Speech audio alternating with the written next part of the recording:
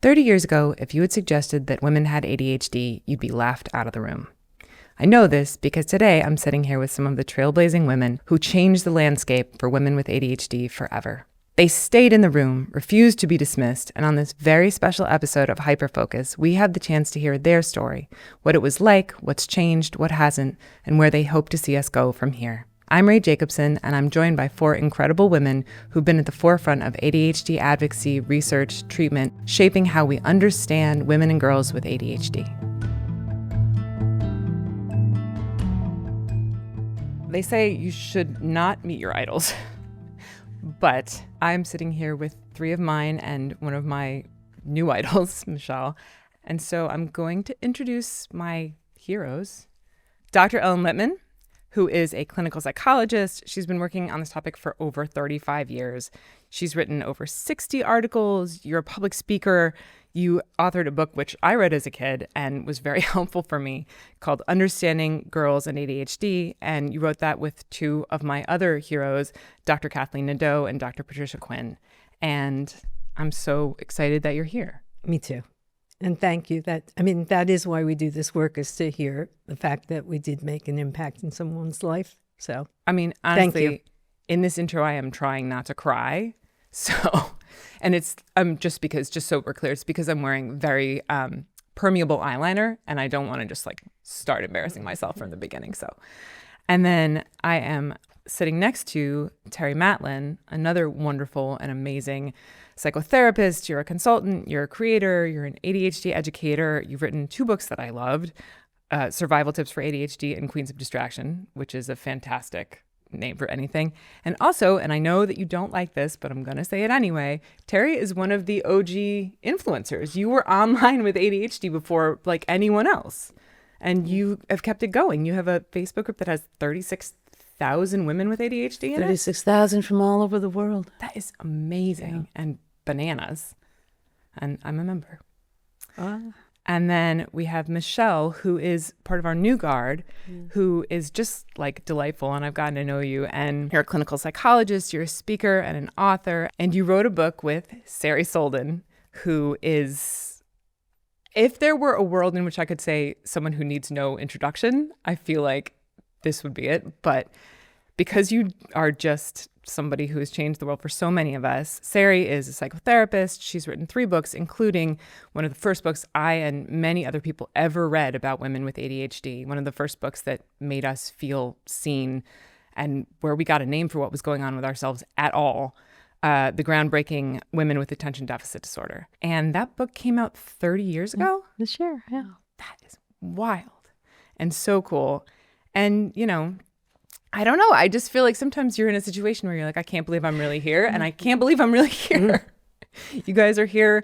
I get to talk to you. This is unbelievable for me. It makes it all worthwhile for us to see the impact and the ripples over the years. Yeah. I just want to start by kind of just asking some general stuff. And I'm going to start by really talking to Ellen and Sari and Terry, because you guys are some of the pioneers of this work. And without you, we wouldn't really have any of the terminology. I don't think we'd be anywhere close to where we are now for women with ADHD, which even in the short time that I've been aware of it has changed so much. So I wanted to say, how did you meet each other? And what was the world of women with ADHD like when you started doing this work? Well, I guess I can start by saying how I met Sari. Oh, please. Because it was a wasteland in the 90s. And no one knew anything about women, or they weren't even really sure girls had ADD. So it was really the Wild West. And I was standing online at a conference, and Sari was standing in front of me. And I looked over her shoulder, and she had a book that said Women with Attention Deficit Disorder. And I couldn't believe that I saw those words. And even though I rarely talk to strangers, I was overwhelmed. And I said, whoever wrote that book is a genius. And I liked her right away. Yeah. Fast friendship. And she said that she had written it, and that was the first book. She had just published it. Wow. And it changed my life.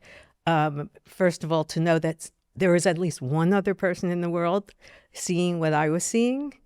That has led to a wonderful professional and personal connection over 35 30 years. years. Yeah, Wow. 30 It years. was the book had just come out. Yeah. It was 1995. We were standing in line at, waiting to see Hallowell and Rady. It was a That's long right. line in Washington, D.C. And it was the first moment my book was out. We met, and we've been friends ever since. That's amazing. How did it feel to have someone say that to you, like, as you're holding this book So that I you love just this wrote? woman.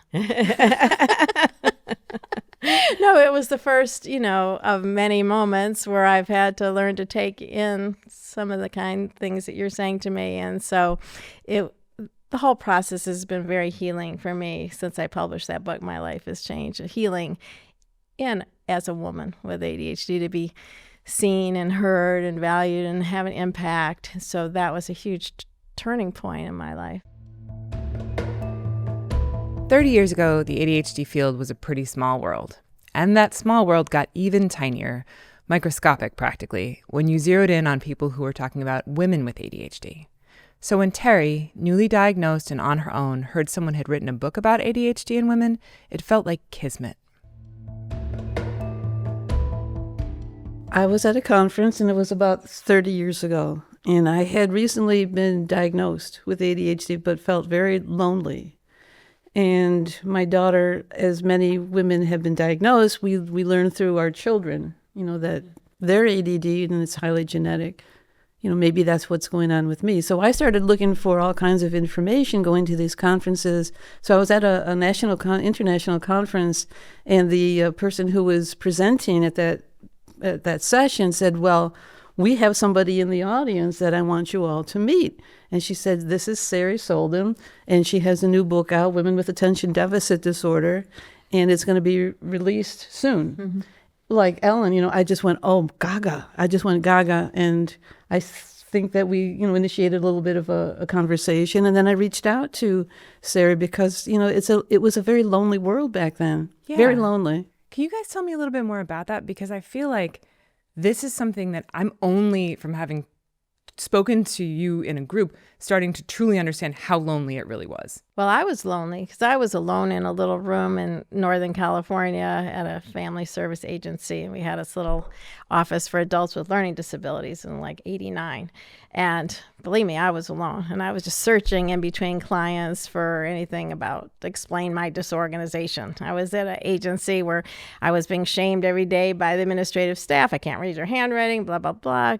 Moving from this office to that office and picking up all my papers, stuffing them in a little bag and taking them home and trying to have all these papers in the basement. I spend all my weekends and days trying to organize. And so I was seeing women and men who now I probably would have say had ADHD, but at the time were classified with learning disabilities. And as I was hearing their stories, that's where I started to identify and feel not so alone. But it was several years there that I was, observing things. And in the end, I just said what I saw. And other clinicians recognized that and had the same experiences. And when you guys were were you all on just separate islands, kind of like living these lives of wondering who else is out there? Yes. And she broke it all open.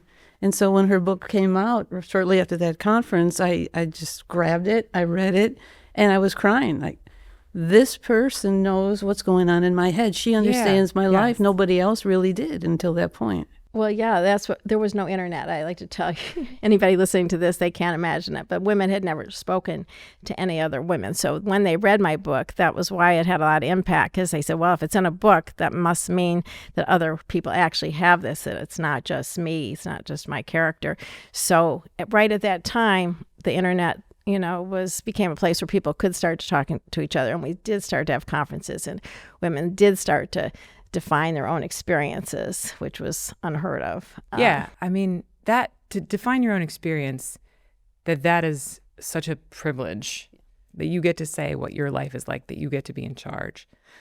In some realms, but actually, not in the academic realm. Tell me about that, because you were seeing it from a different side. Yeah, I got involved in this aspect of it when I was at a conference and listening to a keynote speaker, I think in maybe 93, who said that girls were ADD wannabes. What did that feel like? Well, it felt like I had to go up to the microphone and argue with him vociferously. And he kept saying, sit down. And I said, I'm not done. And he said, well, yes, you are. And I said, no, I'm not. And this was at that point, there were 800 people at that conference. And I didn't sit down for about 20 minutes. And I argued with him. And then I went out in the lobby and had my hands over my face thinking, that was professional suicide. I mean, may have been slightly out of control. And then Kathleen Nadeau and Patricia Quinn walked up to me. I didn't know who they were. And they said, that was amazing, which was so much better than professional suicide. And would you write a book about girls for us? Because they needed, someone who felt that passionately about it. But the point is that even girls with ADD did not exist and were not accepted as existing at that time. I came into it as a fighter, and I'm still being a fighter. I witnessed this firsthand, and it is genuinely delightful. Yeah. Well, because it was in the early 90s where we first learned that adults continued to have difficulties even if they lost their hyperactivity, which was a big help. But still, women had to continue to translate, because it didn't really describe their own experiences, because most women were not hyperactive.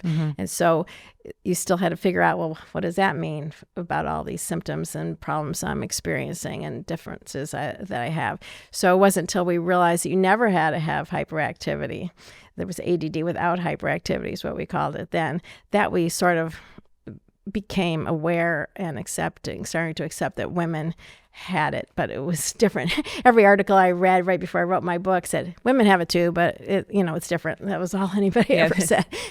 Just guess how. Yeah. It's fine, I'm sure. But I think the part that really got to me with Sari's book, and it's the only book I've ever read more than once because I get bored easily, reading, but I've read her book at least 3 times, and that was the shame part that really hit me hard, that I lived with a tremendous amount of shame because I couldn't do laundry. I couldn't get dinner on the table. I couldn't do a lot of things that other, women could do. So I would go refer back to your book and remind myself, hey, that's just the way my brain works, and it's okay. But even as Sari's book had begun helping women with ADHD see our experiences as valid and real, in the academic world, Ellen was seeing something very different. I don't know about y'all, but for me, it felt like it's just me. It's just me, and everybody else has got it figured out, and I don't have it. And if I let on that it's happening, then I'm exposing myself in this way that is now I can see as masking and coping, but at the time felt like just hold it all together. Just keep it together until they just look away, and then you can fall apart. And every undiagnosed woman still feels that way and attributes any difficulties to their character flaws, and without having a neurological umbrella to, explain it. I mean, everyone still lives with so much stigma and so much shame, and that makes them isolate, and they don't want to share that information. So there's a real disconnect because, Sari's book opened up a world of conversation in the lay public, but academically, no one was acknowledging that any of those things were existing, so that when they tried to get diagnosed, they can't get diagnosed. What I wrote about in the book was based on all the women and men I was seeing, but it was so clear that the women were the ones that were deeply internalizing these cultural expectations, because not only was it hard to do those things, but it was deeply embedded that you needed to be able to do that, to be a woman, a wife, a friend, anybody worthwhile at all. Like Ellen's saying, even though there's so much more acceptance today when you see people in your clinical practice, young women even, these things, the shame and the stigma, the difficulty, the voice, how you are in relationships, the power dynamics, that is still deeply affecting you, women today, even when you get really down to it. It's like it's become easier to say the words, I have ADHD, but to actually have it, to have it happen, to experience it in front of other people is just the same as it's always been in terms of the struggle of shame and internalization. What I keep hearing from all of you, and Ellen, you've talked about this quite a bit, is that there's not that much research done on women and girls with ADHD. That was an overstatement. There's almost negligible research done. Women have not been the subjects of studies at all in really any biomedical field. And they don't look at women, whether it's crash test dummies or whether it's animal research. All of those mice are male. And so the prevailing science has been measure things that happen in boys and men and just generalize it to just that quieter, weaker other people who live here. NIH has made 2 really strong statements about we won't give you any more money for studies unless you have parity in terms of gender, in terms of subjects. They ignore it completely. I mean, completely. You mean the field of people doing research on ADHD? Yes, and they are still getting grants. So it's a really serious problem in that it's almost it's unclear. They've said that it's too expensive because you have to work around hormones. Around them. And that it's easier. And it's faster. These are all words that really, are not compelling when we're trying to understand. So that it's such a dearth of understanding. So that people who want to, clinicians cannot learn more. For example, about the inattentive type of ADHD.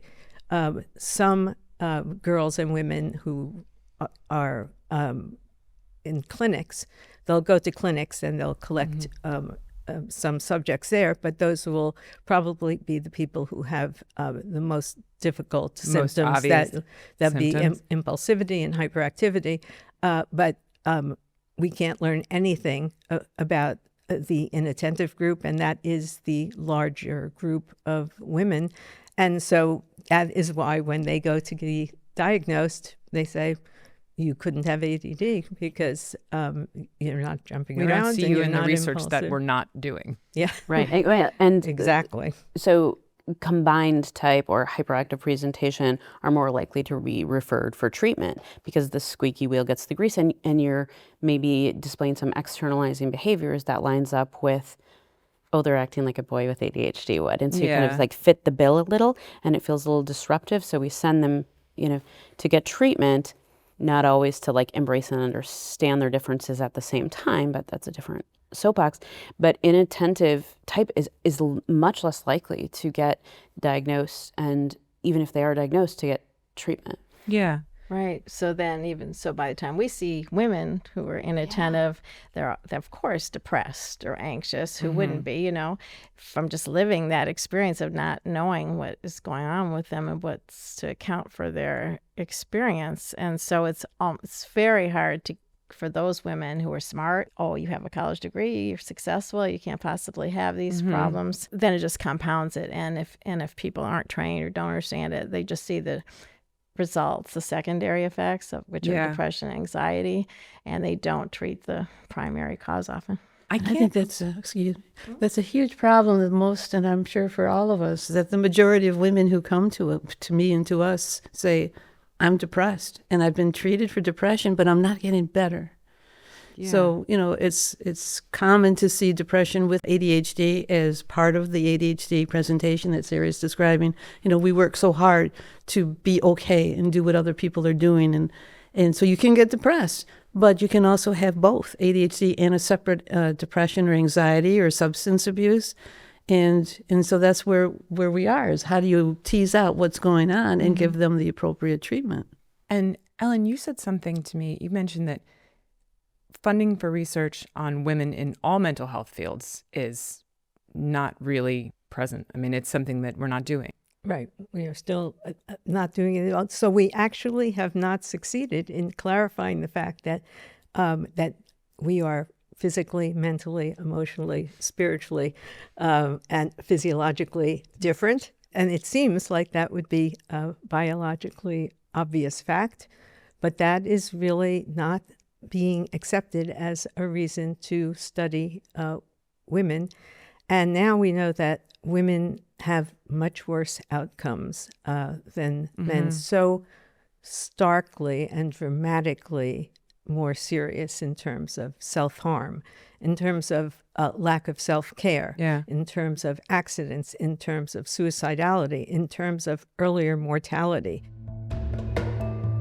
Ellen saw the foot dragging, the sexism, the research that wasn't, and it's worth noting, still largely isn't being done. And Sari, up close and personal with women who came to her or reached out after reading her book, saw a different phenomenon in action, the massive difference that treatment and awareness and community could make. These two realities existed at the same time, both valid, both part of the greater story of women with ADHD.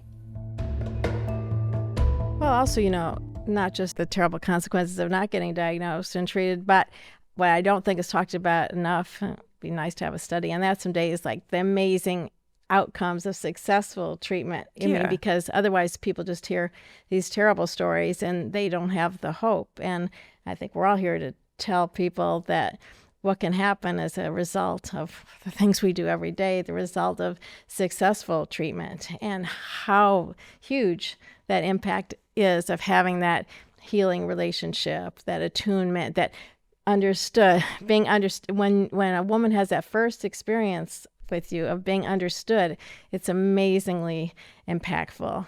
And so I think the therapeutic relationship, whether it's an ADD expert or not, if somebody's ADHD informed, if you have that kind of relationship where a woman takes a long time before she can begin to see herself whole.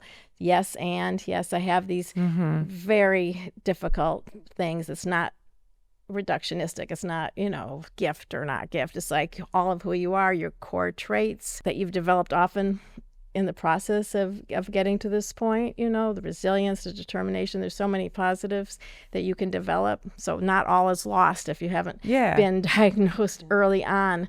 It's just you've been developing and growing. And when you get diagnosed and treated, all that stuff gets released. And so I just want to put out a hopeful idea of being in a good therapeutic relationship, learning to see yourself whole, to value yourself, to be seen. It has impacts in all your relationships, your achievement, and every area of your life. So I don't think we say it enough, with good treatment, that you can have amazing outcomes. Well, I have a question for you guys, because I feel like, and I really want to hear what you think about this. This is just for everybody, which is that in the past, 4 years or something since the pandemic, it does feel, and I know Sari and Terry, you spoke to Danielle about this on Climbing the Walls, about there's a difference in the way that, people talk about ADHD in women, people think about it. I can't turn my head at this point without seeing a social media post about it. And to me, and I may be kind of we all come into these things differently, but to me, that's a sign of what you're talking about. There's not a lot of research. There is a lot of lived experience.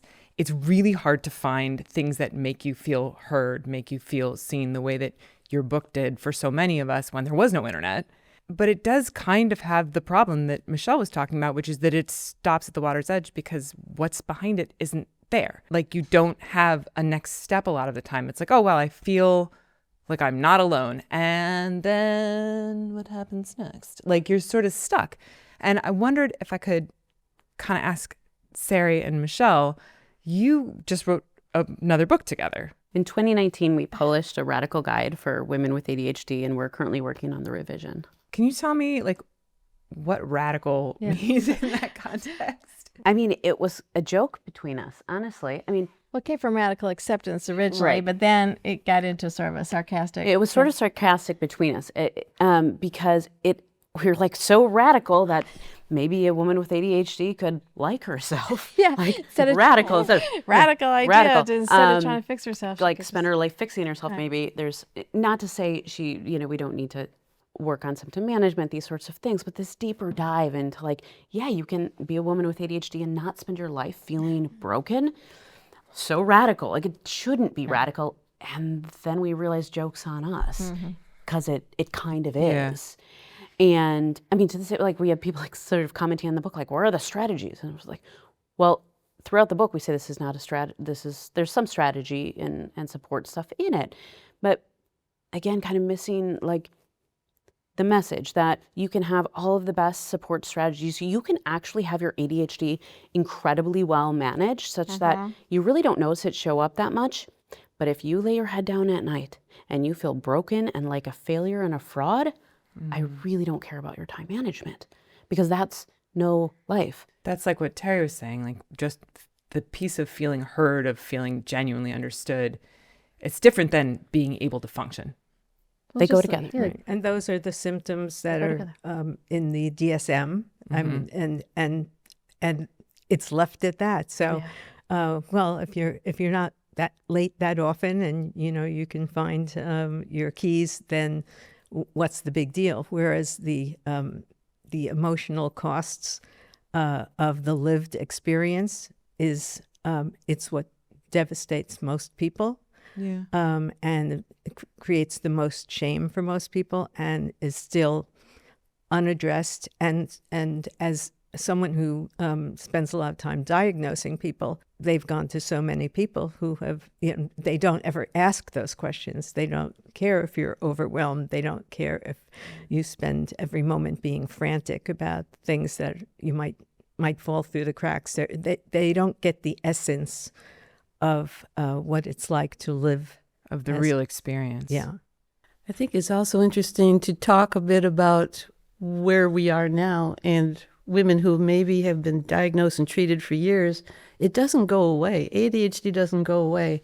And we work so hard on ourselves, but it can still pop up. We're born with it, we die with it. But with the proper treatment and connecting with people who really get you and find joy in who you are, because a lot of people with ADHD are a little bit eccentric. Yeah. They have great humor and creativity. They think outside the box. These are the positives that we need to look at more. I often ask people, if you could get rid of your ADHD, would you do it? And it's never an easy answer, because who would we be without it? These positives Terry's talking about are often at their brightest and most uninhibited when we're with other neurodiverse people. People who just get it, who let us relax into ourselves and let the mask drop, and with it the work and energy it takes to hold it up. It's a relief getting to feel so much like yourself. But at the same time, the idea that having ADHD is just like a nonstop party of creativity and quirkiness is pretty irritating. The idea that ADHD is a superpower is dismissive and grating, especially when it so often feels like anything but. Because as Michelle explains, the lived experience of ADHD isn't something that can be simplified so easily. The superpower language came as in response to and a rejection of like over-stigmatization and pathologization of neurodiversity. And so it was sort of like a backlash or a reaction. Now, have we swung too far? Perhaps, because there's this nice middle place where we own that ADHD is absolutely disabling if it's not managed well. Yeah. And there are some positive things or gifts that can come with it, and you can never fully separate out your ADHD from yourself in some ways. Like my creativity, where does it come from? I don't know. We're like on a spinning blue ball, who knows? Yeah. But what matters is, does the language you're using, is it helpful for you? Right? That's what really matters. Is it empowering for you? And how are you thinking about this balance? Because one moment ADHD is disabling, and the very next minute it can set up a creative opportunity, and you can go up impulsively to this woman you so admire and say, will you be my mentor? Right? And so that's this delicate balance we're trying to strike. You all work with women with ADHD. And what have you seen, the people who are coming into your offices who are talking about their own lived experience, who are having maybe the moment of being with somebody who gets it for the first time, or have really sought out someone who can do this? What have you seen change, and what have you not seen change? Well, I see people crying, women crying, and like I said earlier, that I feel seen. I feel I'm getting there now that I've connected with somebody who really gets me, because nobody else in my life gets me. That's, a huge thing, that a woman can now open up and say, well, I've been hiding, or I, minimize what my situation is, my problems, but nobody understands what's really going on in my inner life. And so I see a lot of that emotional coming out. And that is what hasn't changed. I mean, so what's changed is, they can say the words ADHD, and they can say the words neurodivergence, and they can have so many more places to go and to meet other women and to bond with other people in these groups.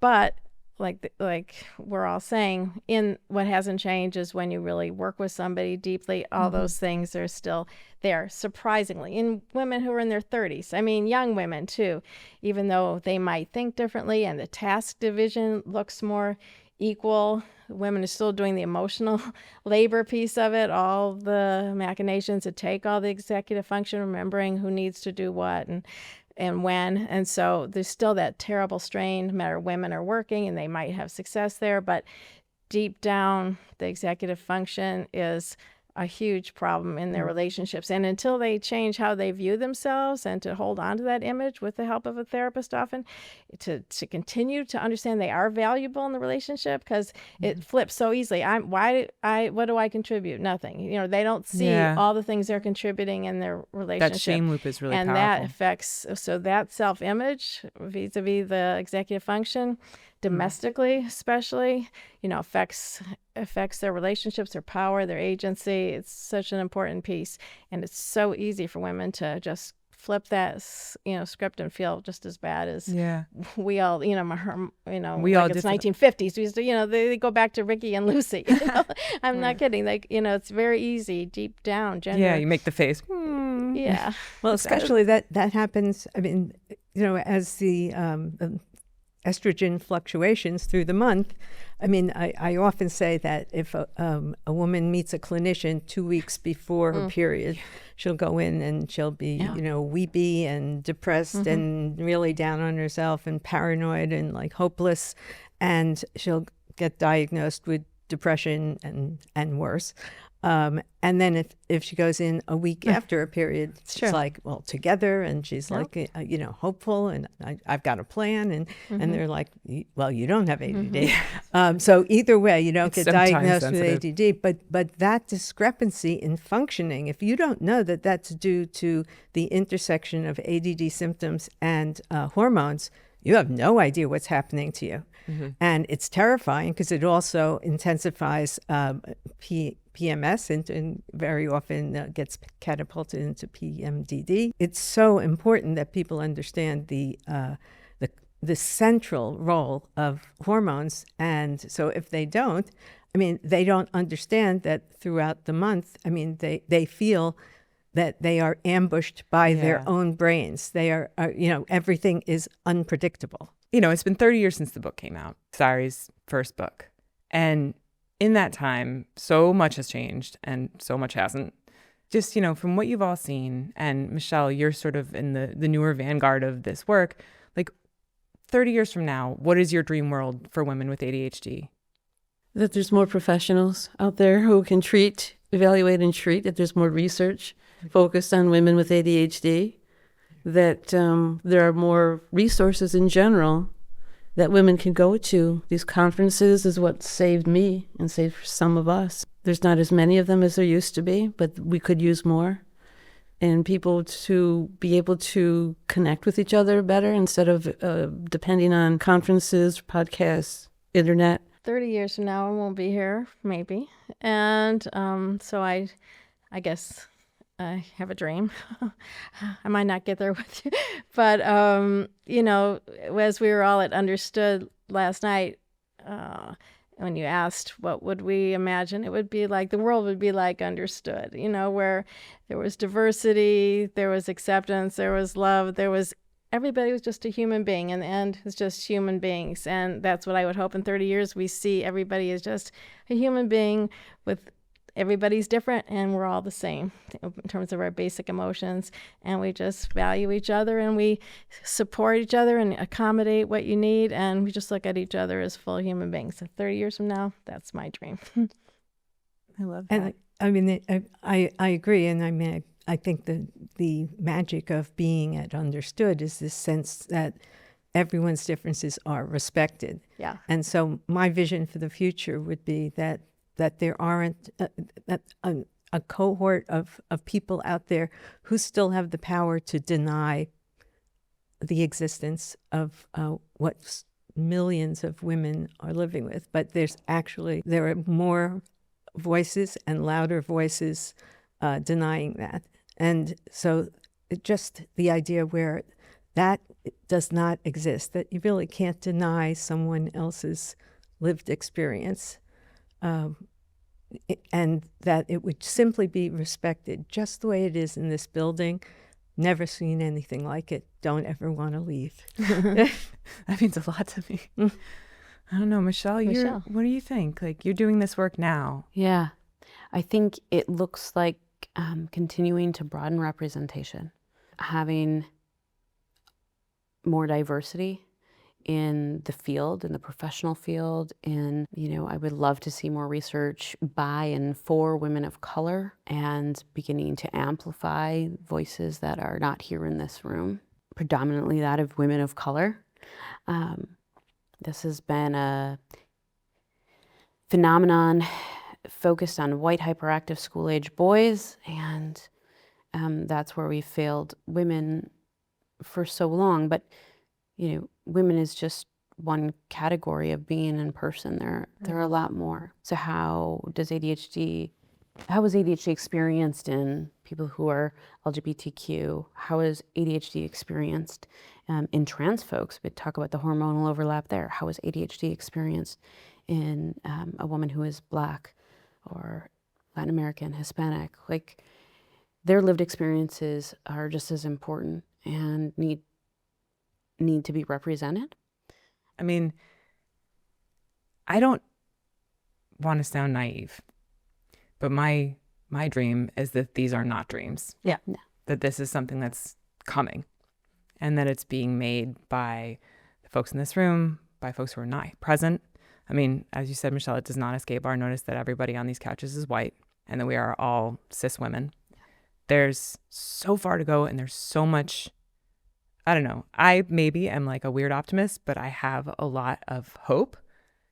And I think that that's the thing that moves things forward, because everything that all of you have said to me is based in hope. Mm-hmm. Like, all right, they may not like it, but I'm going to say it anyway. Or, maybe somebody just wants to hear it, so I guess I'll just put it out there. Or I'm going to go online and just write this and we'll see what happens. Or like, I'll just welcome anyone into my space. Like, this is, to me, what we get to do for each other. We get to show up for each other. We build that community you were talking about, Terry, the place that we all get to just be who we are. And I don't know if the past 30 years are anything to go by. I've got a lot of high hopes for the future. Yeah. This has been amazing. And I can't even begin to tell you how grateful I am to all of you for coming here, for picking the outfits and reading the emails and coordinating and doing all the really hard executive functioning stuff to end up on these couches to talk to me today. I don't know. I've got a lot of gratitude and a lot of hope for the future. Thanks for listening to this episode of Hyperfocus. If you have any questions or ideas for future topics, write me an email or send a voice memo to hyperfocus@understood.org. Hyperfocus is made by me, Rae Jacobson, and Cody Nelson. Our video producer is Calvin Knee. Our music comes from Blue Dot Sessions, and Justin D. Wright mixes the show. Samaya Adams is our supervising producer, Brianna Berry is our production director, and Neil Drumming is our editorial director. This show is brought to you by Understood.org. Our executive directors are Laura Key, Scott Koshier, and Seth Melnick. Understood is a nonprofit organization dedicated to empowering people with learning and thinking differences like ADHD and dyslexia. If you want to help us continue this work, you can donate at understood.org/give.